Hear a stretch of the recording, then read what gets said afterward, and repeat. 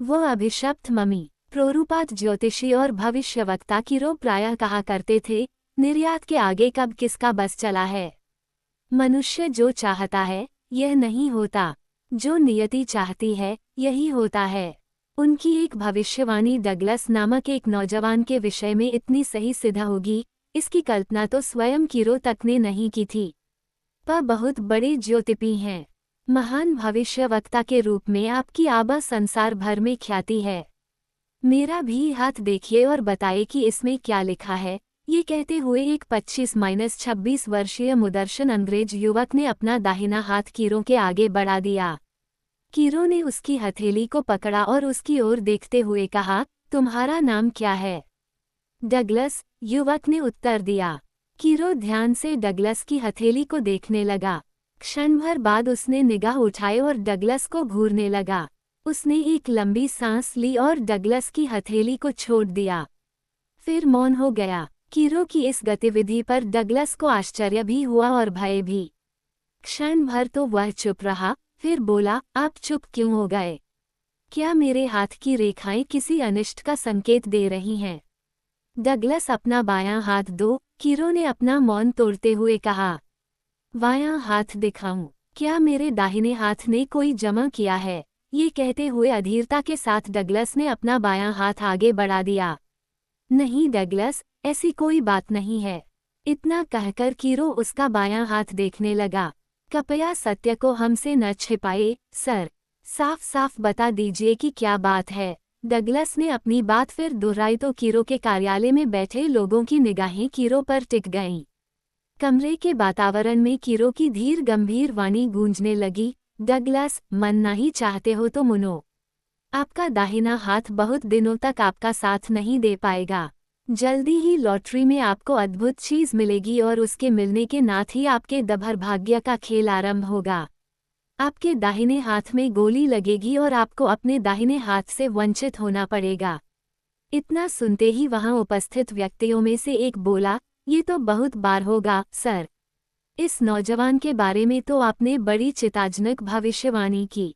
आप चिंतित न हो महाशय, ये भविष्यवाणी कभी सही नहीं उतरेगी। मुझे लॉटरी में कोई दिलचस्पी नहीं है।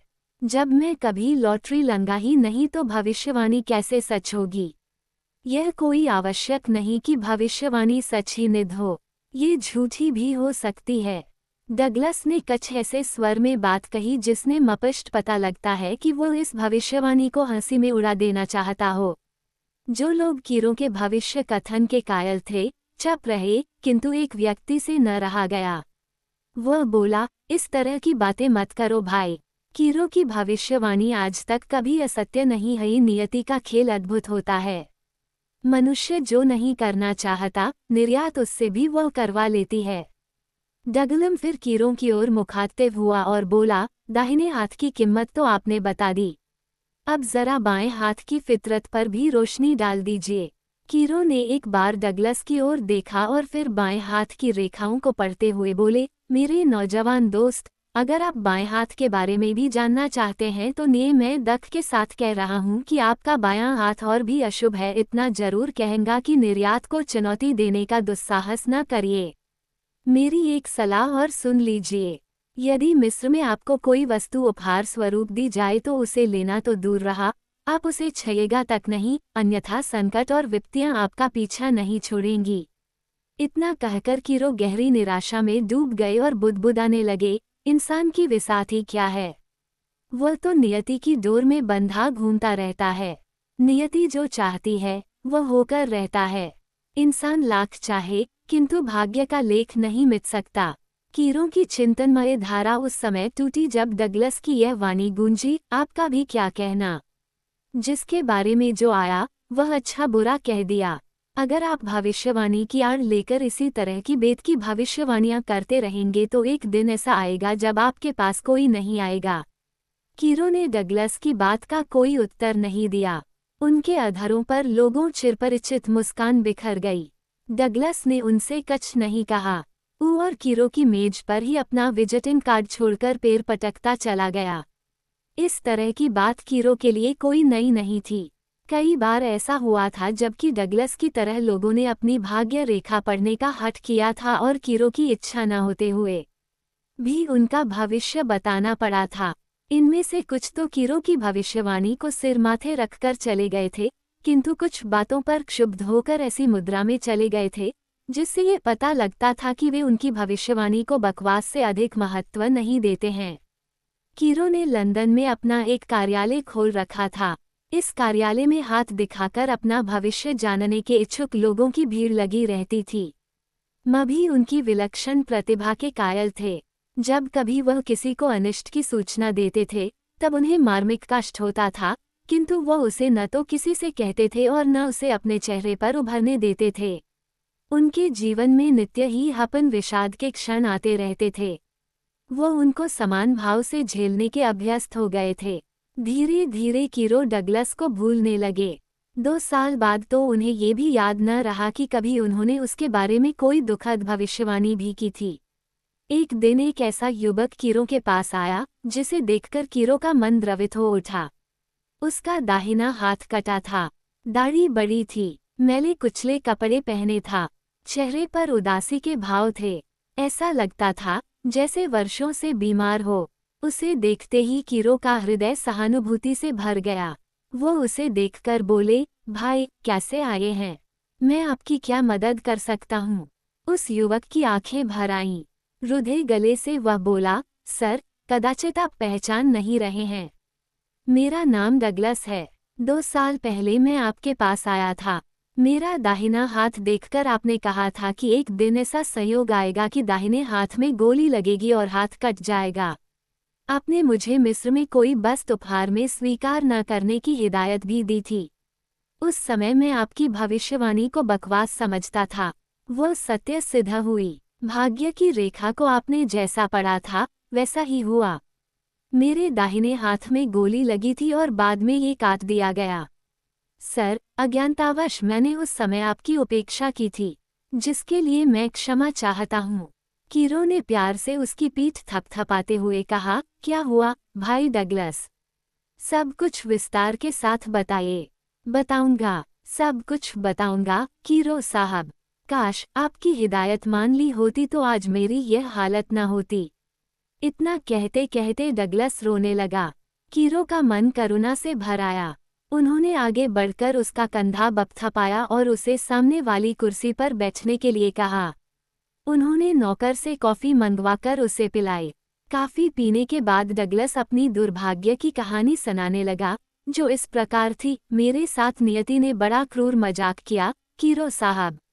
बड़ी दुख भरी कहानी है मेरी। आपने ठीक ही कहा था कि आदमी की बिसात ही क्या है। वो नियति की डोर से बंधा घूमता रहता है। जब मैं आपसे मिलकर गया उसके कुछ ही दिनों बाद की बात है। मेरे 2 मित्र काहिरा जा रहे थे। दोनों मेरे पास आए और आग्रह के स्वर में बोले, भाई डगलस, तुम भी मेरे साथ चलो तो अच्छा रहेगा। बिना तुम्हारे यात्रा में आनंद नहीं आएगा। मैं अपने दोनों मित्रों का आग्रह न टाल सका और उनके साथ काहिरा चला गया। हम सब वहां आनंद से घूमते फिरते रहे। एक दिन हमारे पास मम्मी बेचने वाले कुछ लोग आए। उन्होंने मम्मी की एक प्रतिमा खरीद लेने का आग्रह किया। मेरे दोनों मित्रों ने भी यही सलाह दी कि मैं इसे खरीद लूं और मिस्र की एक मधुर स्मृति के रूप में अपने पास रखें। न तो मैं इतिहास का विद्यार्थी रहा हूं और न प्राचीन वस्तुओं के संग्रह का शौकीन। मम्मी की प्रतिमा में तो मेरी कोई दिलचस्पी ही नहीं थी। फिर भी मैं न जाने के सदृश्य शक्ति के वशीभूत था कि मैंने उस प्रतिमा को खरीद लिया। मुझे आपकी हिदायत की याद न रही। मम्मी एक ताबूत में बंद थी, जिस पर सोने और एनामेल से किसी औरत की मूर्ति बनी थी। उस पर मिस्री भाषा में उसका संक्षिप्त परिचय खुदा था। उस स्त्री का नाम था आयनरा और वह किसी समय एक मंदिर की प्रमुख पुजारिन थी। मुसीबत यहीं से शुरू हुई। विगत स्मृतियों में डूबते हुए डगलस ने दीर्घ श्वास खींचा और बोला, असली मुसीबत की जड़ वह मम्मी ही थी। लॉटरी की ओर हमारा कभी भी रुझान नहीं रहा था, पर संयोग देखिए कि इस मम्मी की आकर्षक प्रतिमा को रखने के लिए हम तीनों ही साथी उत्सुक थे। अंत में ये तय हुआ कि जिसके नाम लॉटरी निकले उसी को यह उपहार स्वरूप दे दी जाए। भाग्य का खेल देलिए की लॉटरी मेरे नाम निकली। मैं फला न समाया। मैंने मम्मी की प्रतिमा को अपने पास रख लिया। 3 दिन बाद मैंने उसे पैक करके अपने लंदन के पुश्तैनी मकान में भेज दिया और निश्चित हो गया। हम सबका सैर सपाटे का क्रम चलता रहा। एक दिन हम तीनों नौक पर बैठकर नील नदी में विहार करने लगे। मेरे बाएं हाथ में बंदूक थी जो भरी हुई थी। धीरे धीरे सूरज ढलने लगा। शाम हो गई। सूरज की लालिमा पानी पर उतर आई। इस मनोहारी दृश्य को देखकर हम सब विभोर हो गए। सूरज डूब गया। अंधेरा फैलने लगा। अचानक आकाश में बिजली कौंधी। हवा तेज होकर आंधी का रूप लेने लगी। नाव डगमगाने लगी। हमारा मन आशंकाओं से कांपने लगा। हम सब के कर्तव्य विमूढ़ थे। आंधी अपने पूरे यौवन पर आ गई। पानी के तेज हिलोरों से ऐसा लगा जैसे नाव डूब जाएगी। अचानक हड़बड़ी में बंदूक का घोड़ा दब गया। गोली निकलकर मेरे दाहिने बाजू में घुस गई। मैं बेहोश होकर नाव पर गिर पड़ा। इसके बाद क्या हुआ यह मुझे पता नहीं। इतना कहकर डगलस रुक गया। कीरो ने उसकी ओर सिगरेट बढ़ाए। मजबूरी कीरो समझ रहे थे। डगलस ने सिगरेट का गहरा कश लिया और अपने दुर्भाग्य की कहानी कहने लगा। हाँ तो कीरो साहब, जब मुझे होश आया तब मैंने अपने को काहिरा के एक अस्पताल में पाया। मेरा दाहिना हाथ काट दिया गया था। डॉक्टरों ने बताया कि उनके सामने सिवा हाथ काट देने के कोई और चारा ही न था, क्योंकि जहां गोली लगी थी वहां का मांस सड़ने लगा था। अगर हाथ न काटा जाता तो जहर सारे शरीर में फैल जाता और तब जान बचनी मुश्किल ही नहीं, नामुमकिन हो जाती। उस समय मुझे आपकी भविष्यवाणी की याद आई और यह भी एहसास हुआ कि यह अक्षरशः सत्य है कि भाग्य के आगे मनुष्य विवश है। इतना कहकर डगलस बच्चों की तरह रोने लगा। थोड़ी देर बाद संभला तो फिर बोला, एक रोज बाद ही मैं क्या से क्या हो गया। कहाँ मैं जिंदगी की रंगीनियों में खोया था और कहाँ अपाहिज होकर अस्पताल में अपने दुर्भाग्य को कोस रहा था। सब नियति का चक्र है मिस्टर डगलस। धैर्य रखिए, समन बड़े बड़े घाव भर देता है। कीरो ने उसे हिम्मत बंधाई। डगलस ने फिर अपनी कहानी आरंभ की। दोस्तों से मुझे बाद में मालूम हुआ कि नाव में बेहोश होकर मेरे गिर जाने के बाद तूफान ने और जोर पकड़ा। लाख कोशिश के बावजूद नाव उल्टी दिशा में बहने लगी थी। 10 दिनों के बाद नाव किसी तरह जब काहिरा के तट पर लगी तब मुझे अस्पताल ले जाया गया। तब तक मेरी बांह का मांस सड़कर विषैला होने लगा था। मेरी जान बचाने के लिए डॉक्टरों ने मेरा दाहिना हाथ काट दिया। खुदा का शुक्र है कि अभी मेरा एक हाथ सही सलामत है। डगलस ने क्षण भर के लिए विश्राम किया और फिर कहने लगा, अब काहिरा से मेरा मन भर चुका था। हम जहाज से लंदन के लिए रवाना हो गए। मेरे साथ मेरे दोनों दोस्त भी थे। रवाना होते समय दोनों स्वस्थ थे, किंतु उन्हें न जाने क्या हुआ कि वे रास्ते में ही चल बसे। करुण कथा है मेरी, है न कीरो साहब। डगलस ने कीरो से हुंकारी भरानी चाहिए। कीरो ने हुंकारी भर दी। डगलस के मन का बोझ हल्का हो गया। कीरो ने पूछा, आगे क्या हुआ डगलस बोला, अपना दाहिना हाथ और अपने अभिन्न मित्रों को खोने के बाद में जब लंदन में अपने घर पहुंचा तो वहां मम्मी मूर्ति के रूप में स्थापित मिली। उसे ताबूत से निकाल बैठक में सजा दिया गया था। मैंने उसकी ओर देखा, किंतु सच मानिए कीरो साहब, उससे नजर न मिला सका। जब कभी मैं उसकी ओर देखता तो मेरा मन अज्ञात आशंकाओं से भर जाता था। मुझे ऐसा लगता जैसे मम्मी की आंखों से अंगारे निकल रहे हो। फिर क्या हुआ डगलस, आपकी कथा विस्तार से जानना चाहता हूँ। डगलस ने कहा, यदि आप मेरी करुण कथा सुनना ही चाहते हैं तो सुनिए।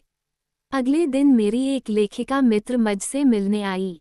मैंने उसे मम्मी की प्रतिमा दिखाई और कहा, जब से मैंने इस प्रतिमा को अपने पास रखा है तब से मैं दुख भोग रहा हूँ। और मैंने उसे अपनी दुख भरी कहानी विस्तार पूर्वक सुना दी। मेरी लेखिका मित्र ने मेरी बातों पर विश्वास नहीं किया। वह बोली, ये सब बकवास है डगलस। तुम्हारे साथ जो कुछ हुआ वह संयोग मात्र है। यदि मम्मी को अपशकुन मानते हो तो मुझे दे दो, मैं इसे अपने शोरूम में रख लूंगी। मैंने खुशी खुशी मम्मी की प्रतिमा उससे भेंट कर दी। मम्मी को वह अपने घर ले गई। 1 हफ्ते बाद मैंने सुना कि वह भी मेरी ही तरह दुर्भाग्य के चक्र में फंस गई। मम्मी को लेकर वह जब अपने घर पर पहुंची तब उसकी माँ उससे मिलने की आतुरता में तेजी से सीढ़ियों से नीचे उतरने लगी। अचानक माँ का पैर फिसला और वह गिर पड़ी। उसका एक पैर टूट गया। उसने बिस्तर थाम लिया और कुछ समय बाद वह दुनिया से चल बसी। उसकी मुसीबतों का इतने से ही अंत न हुआ। मेरी लेखिका मित्री गाढ़ हो चुकी थी। मम्मी की प्रतिमा के घर में पहुंचते ही उसकी सगाई टूट गई। उसने 4 कुत्ते पाल रखे थे। चारों कुत्ते पागल हो गए और उसे विवश होकर उन्हें गोली मार देनी पड़ी। अचानक मेरी लेखिका मित्र गंभीर रूप से बीमार पड़ी। उसने अच्छे डॉक्टरों को दिलाया किंतु कोई लाभ नहीं हुआ। उसने भी अपनी मां की तरह बिस्तर थाम लिया। अब उसकी समझ में आया कि सब कुछ मम्मी की प्रतिमा के कारण हुआ। जिस दिन से वह उसे अपने घर ले आई थी उसी दिन से वह संकटों के तूफान से घिरने लगी थी। एक दिन उसने मुझे बुलवाया और कहा, डगलस, मैंने तुम्हारी बात नहीं मानी थी और कहा था कि जो कुछ है वह मम्मी के कारण नहीं हुआ है। अब मैं सोचती हूँ कि तुम सच कहते थे कि यह मम्मी अभिशाप की प्रतीक है। मैं इसे अब अपने पास नहीं रखना चाहती। मैंने चुपचाप मम्मी की प्रतिमा उठाई और उसको घर ले आया। मैं सोचता था कि मम्मी के घर से हटने के बाद वह स्वस्थ हो जाएगी, किंतु ऐसा नहीं हुआ। वह पूर्ववत बीमार रही। मानसिक यंत्रणा झेलते झेलते वह जीवन से ऊब गई और एक दिन उसने आत्महत्या कर ली। मेरे एक अन्य मित्र को पुरातत्व शास्त्र में गहरी रुचि थी। उन्होंने मम्मी के ताबूत पर उत्कीर्ण आलेख को पढ़ा और कहा, अच्छा होगा अगर आप इसे ब्रिटिश म्यूजियम भेज दें। मुझे उसकी बात पसंद आई। मैं तैयार हो गया। मेरे मित्र ने ब्रिटिश म्यूजियम के अधिकारियों से बात की और मम्मी की प्रतिमा को मुझसे लेकर उन्हें सौंप दिया। ब्रिटिश संग्रहालय पहुंचने के बाद मम्मी की प्रतिमा ने वहां भी रंग दिखाया।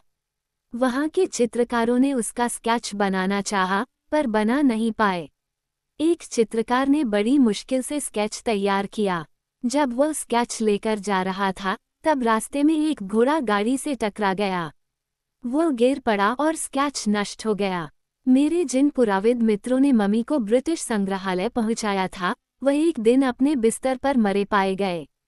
उनकी मृत्यु का रहस्य अभी तक नहीं खुल पाया है। इन सब घटनाओं से ब्रिटिश म्यूजियम में लोगों की रूह फना हो गई। वहां के अधिकारियों ने मम्मी को अमेरिका के न्यूयॉर्क म्यूजियम को भेंट कर देने का निर्णय लिया। मम्मी को टाइटैनिक जहाज में रखकर अमेरिका रवाना किया गया, पर दुर्भाग्य ने यहाँ भी अपना खेल दिखाया। अपने गंतव्य तक पहुंचने से पहले ही 1.3 अप्रैल 1912 को जहाज ने अथाह सागर में जल समाधि ले ली। मम्मी के साथ सैकड़ों यात्री डूब गए। इतना कहकर डगलस चुप हो गया। वो कीरो को इस आशा से देखने लगा कि शायद वे जब भी मुसीबत से उसे उबार लें, किंतु कीरो विवश थे। उन्हें डगलम के चेहरे पर मृत्यु की स्पष्ट छाप दिखाई पड़ रही थी। कुछ देर तक वह चुपचाप कुछ सोचते रहे। फिर बोले, मैं मजबूर हूँ दोस्त। मुझे दुख है कि मैं आपके लिए कुछ भी नहीं कर सकता। हताश निराश डगलस घर वापस आया। कुछ ही दिनों बाद उसकी मृत्यु हो गई। उसके बाद उसका नौजवान बेटा भी चल बसा। कीरो डगलम की करुण कथा को जीवन भर न भूल पाया। वो बहुधा कहा करते थे, निर्यात के आगे कब किसका बस चला है। मनुष्य जो चाहता है वह नहीं होता, जो निर्यात चाहती है वही होता है।